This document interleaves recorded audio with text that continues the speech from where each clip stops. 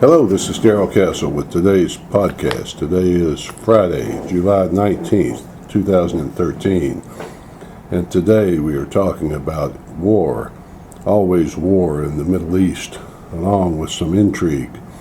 We look first at Egypt, and we note that in 2011, when Hosni Mubarak was deposed by the Muslim Brotherhood in Egypt and replaced by Mohamed Morsi, it meant a great deal of change for Egypt, for Israel, and for Gaza, and the people who run Gaza. Egypt's relationship with Israel and Hamas and Gaza changed. Since the Egyptian-Israeli peace treaty of 1979, the Egyptian border with Gaza had been closed to prevent Palestinians from crossing from Gaza into Egypt and vice versa, and also to prevent the movement of arms and weapons into Gaza. It stopped or reduced the flow of these weapons. When Morsi took over in 2011, when he replaced Mubarak under the Muslim Brotherhood's authority, Hamas was friendly to the Muslim Brotherhood, and basically Hamas was an offshoot of the Muslim Brotherhood. Hamas, the group the Israelis would refer to as terrorists that controlled Gaza, an offshoot of the Muslim Brotherhood. So when Morsi took over from Mubarak in 2011, the border with Gaza was reopened, allowing the free flow of people between Gaza and Egypt, and to some extent the free flow of weapons. When Morsi and the Muslim Brotherhood were removed just a few weeks ago in a coup or non-coup, depending on your point of view, the border with Gaza was once again closed. Hamas and Al-Qaeda went to war with Egypt because of this. And the Sinai, a trackless, massive desert between Egypt and Israel, and with Israel's full consent, Egypt has moved troops, tanks, and other armored vehicles very close to the Israeli border. Heavy fighting is going on there as we speak. The United States has continued to supply Egypt with their latest Abrams tanks along with F-16 fighter jets. Israel has moved an Iron Dome anti-missile system to Eilat, which is a resort border town close to the Egyptian border on the Red Sea. Other groups in Gaza competing with Hamas for control of Gaza recognize Hamas's weakness because of the fall of the Muslim Brotherhood in Egypt. An organization called the Palestinian Islamic Jihad launched rockets at Israel, apparently in an effort to provoke an Israeli attack on Hamas, their enemies. But the Israelis, ever the smart ones, didn't buy it at all. Syria, let's look at Syria and the port city of Latakia in Syria. A massive supply of Russian weapons sitting in Latakia.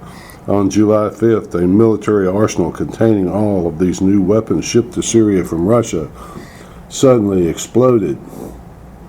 50 anti-ship weapons exploded that neither Syrian shore-based radars nor Russian ship-based radars detected any aircraft or missiles inbound to Latakia, so they took no defensive action. But according to the London Times, the attack came via cruise missile attack from Israeli submarines in the Med. This has not happened very many times in history. A U.S.-based submarine attacked Iraq during that war, and a British submarine attacked Libya recently. Those are the only two times in history that we know of, besides this one, a submarine-based attack on land has occurred.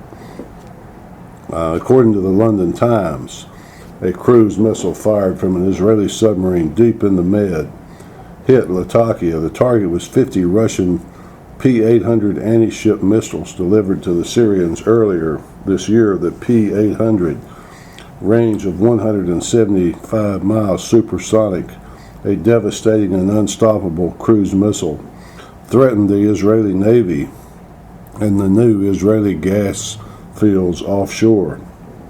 It is unstoppable, as I said, unless it is stopped while it is sitting on the land.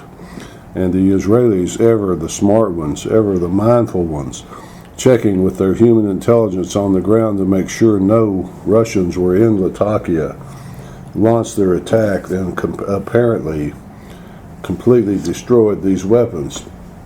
Syria remains in civil war, stalemated civil war, the war that threatens to spread across the entire region. Iran and Russia invest money in weapons in the Assad regime, while Hezbollah from Lebanon supplies Assad with fighters, with troops.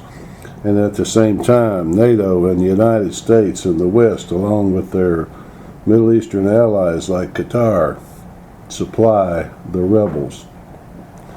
Meanwhile, Martin Dempsey, chairman of the U.S. Joint Chiefs of Staff, says the U.S. is at least considering the use of force, the use of attacks against the Assad regime. He says the administration is deliberating on that. Well, I hope the administration continues to deliberate. I hope someone whispers in the president's ear that he might consider just minding his own business for a while. That's the way I see it, folks.